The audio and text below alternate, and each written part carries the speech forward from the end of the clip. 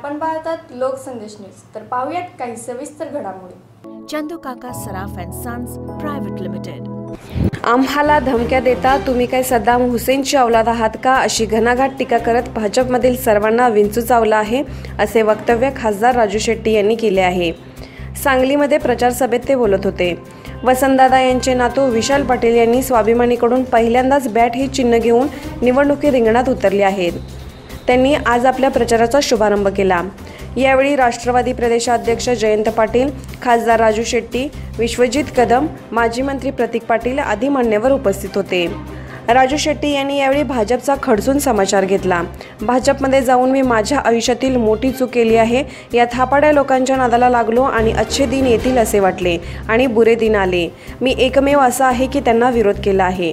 आता मी शिट्टीवरून बॅट हातात घेतली आहे। ही बॅट मी त्यांच्या टाळक्यात घालण्यासाठी घेतली आहे, असे वक्तव्य राजू शेट्टी यांनी यावेळी केले। आणि म्हणून मला माहिती आहे की या ठिकाणी एकदा चुका झाल्या होत नाही कोणाच्या, त्या चुका करणाऱ्यातला मी एक आहे मला माहिती आहे। कारण मागच्या वेळी मी त्यांच्या कल्पामध्ये गेलेलो होतो, पण बघा मी तुम्हाला मागाशी विशालनं सांगितलं त्याच भाषेमध्ये सांगतो, चुका करायला केल्यानंतर चूक केली असं सांगायला सुद्धा धाडस लागतं। आणि मी तुम्हाला सांगतो की मी माझ्या आयुष्यातली सगळ्यात मोठी घोडचूक कुठली केली असेल तर त्या कल्पात गेलो, ही सगळ्यात मोठी माझी घोडचूक होती।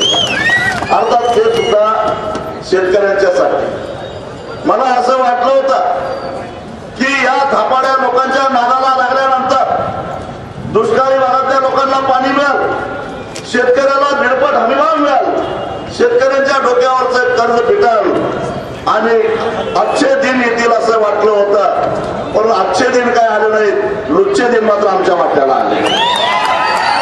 पण मुकाट्यानं अन्याय सहन करायला मी काय लुग्या माणूस नाही।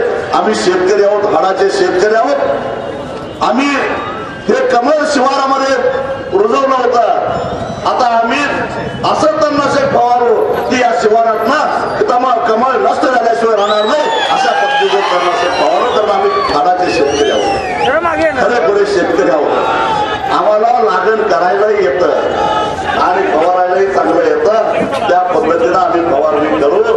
आणि म्हणून जयंत पाटील साहेब मला माहिती होतं की हे काय शिट्टीनं आवरायचं नाही, ही शिट्टीनं आवरणार नाही, म्हणून बॅट आम्ही हातात घेतली आहे, 1.5 किलो वजनाची बॅट घेतलेली आहे। जमेल तेवढं बॅटिंग करायचं, कारण इंग्रजांचा जुलूम, इंग्रजांचा लगान सुद्धा याच बॅटीच्या माध्यमातून सोडून खऱ्या अर्थानं या देशातल्या कष्टकऱ्यांनी आपलं स्वातंत्र्य आवाज ठेवलेलं होतं आणि शेतकऱ्यांनी स्वातंत्र्य आवाज ठेवलेलं होतं। तसं पहिल्यांदा बॅटीचा उपयोग करून आम्ही पहिल्यांदा हे लगान फिरते काय बघतो, आणि नाही जमलं तर ही 1.5 किलोची बॅट टाळक्यात घातल्याशिवाय सोडणार नाही। आणि हे कशासाठी हो, खऱ्या अर्थानं तळागाळातल्या माणसाला जर काय न्याय मिळवून द्यायचा असेल तर हे करण्याशिवाय आपल्या समोर पर्याय नाही। या सगळ्यांच्या बरोबर बसायला मलाही फार बरं वाटतं, अशातला भाग नाही। माझ्या मागे होतात तुमच्या मांडीला मांडी लावून बसलो म्हणून, पण मी तुम्हाला सांगतो की यांच्या मांडीला मांडी लावून एक वेळ बसलेलं परवडलं। आपण ते सगळं संपवान निघालं, तिथं काय करायचं, तिथं मी अनुभव घेतलेला आहे। मी असा माणूस आहे, मला जे पटलं तर मी सांगतो।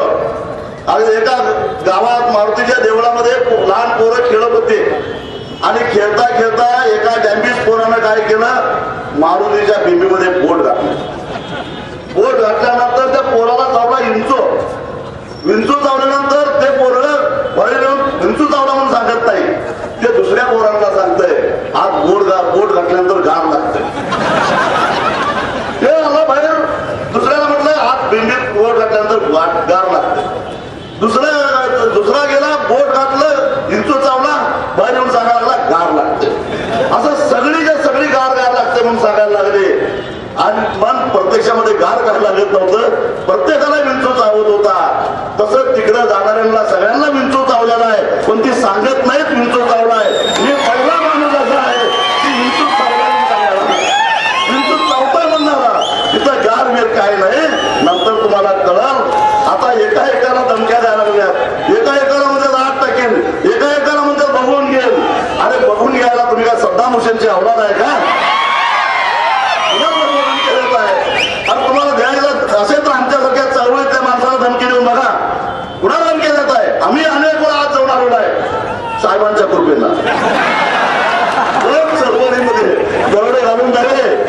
अजून दुसरं काही करून नव्हे, शेतकऱ्याला न्याय मिळावा म्हणून अनेक वेळा कायदा हातामध्ये घेतला, अनेक वेळा अंगावर गुन्हे दाखल करून घेतले. अगदी 302 पासून 307 पासून 395 पर्यंत अनेक गुन्हे अंगावर दाखल करून घेतले, पण त्यात व्यक्तिगत स्वार्थ नव्हता. शेतकऱ्यांचे कष्टकऱ्यांचे प्रश्न सुटावेत म्हणून गुन्हे दाखल करून घेतले. पण मी तुम्हाला सांगतो, यांच्या विरोधातही 15 वर्ष मी लढलो, पण यांचा आणि आमचं जे भांडण होतं ते व्यक्तिगत पातळीवर कधी आणलं नाही. लढलो यांच्याबरोबर 15 वर्ष आणि भविष्यामध्ये लढणार नाही असं मी म्हणणार नाही, लढणार आहे. पण ती तत्वाची लढाई असेल, ती वैचारिक लढाई असेल. मी असं म्हणणार नाही की उद्या आता आमचं भांडण संपलं, उद्या आता आनंद होणार आहे. आमच्या संघर्ष आमच्या 5वीला पुजलेला आहे. त्या कष्टकऱ्यांना न्याय मिळावा, शेतकऱ्यांना न्याय मिळावा, वंचितांना न्याय मिळावा म्हणून आम्हाला संघर्ष करावाच लागणार आहे. नीतीनं आमच्यावरती जबाबदारी टाकलेली आहे आणि ती जबाबदारी आम्ही पार पाडणार आहे. आम्ही ती जबाबदारी नाकारत नाही.